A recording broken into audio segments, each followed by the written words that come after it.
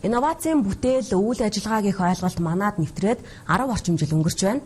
Тэгвэл Монгол улс дээрх хугацаанд түүхэнд ямар инновацийн бүтээл, шин шилдэг санаа хэрэгжүүлж хэрхэн үр ашгийг нь хүртэж байсныг тодруулсан байна. Монгол улсын шинжлэх ухааны технологийн салбарын гол хэсэг болох шинжлэх ухааны академи одоогоор 30 орчим улсын 100 гаруй байгууллагатай хамтран ажиллах гэрээ хэлэлцээр санамж бичигт гарын үсэг зурж хамтран ажиллаж байгаа юм байна. За энэ нь Монгол улсын инновацийн бүтээл, шин санаанууд хэрхэн олон улсад хүлээн зөвшөөрөгдөж дэлхийн түвшинд хөгжих боломжтой гэдгийг харуулж байгаа хэрэг. За харин инновац гэх ойлголт Монгол улсад нэвтрээгүй байсан ч өмнө нь шин бүтээл, оновчтой санал гэх мэт бүтээлүүд байдаг байжээ. За энэ ч утгаараа тухайн үедээ улсдаа үр ашиг өгч байсан бүтээлүүд нилээдгүй байсан байгаа юм.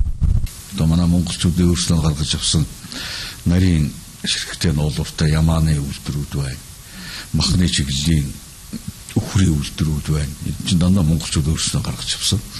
Харамсалтай нь 90 оны бас хойш нэг хэсэг их замбраагүй байдал нойлж явах үед нөгөө гаргаж авсан шинэ үйлдвэрүүд маань задраад одоо бол тэд нар ч маш өчүүг хэсэг нь үлдээд байгаа. Энд бол инновацийн бүрэн шинэ бүтээлээр онцтой сандаа гарч ирсэн бүтээлүүд бол улс ордын аж бодтой ашиг өгч ирсэн. За харин сүүлийн жилүүдэд бодит үр ашиг өгч байсан улсын хөгжилд инновацийн бүтээл болж чадсан жишээ бүтээлүүд байгаа талаар ингэж ярьж байна. Сүүлийн жилүүдээс бол манай жишээлбэл энэ дархны ургамал газар тариалангийн хүрээлэнгийн гаргасан дархан 144, дархан 133 гэдэг Улаанбуудаа сортууд байгаа. Одоо манайх шиг ургамлын одоо вегетацийн гэж одоо үе гэж ярьдаг энэ вегетацийн үе их богинтой нартай үлрэл дулаан үлрэл богинтой оронд таарсан манайх шиг чийг багтай ийм газрын хөрсөнд ургахад тохирсон ийм сортууд бас Монгол эрдэмтэд гаргаж авсан.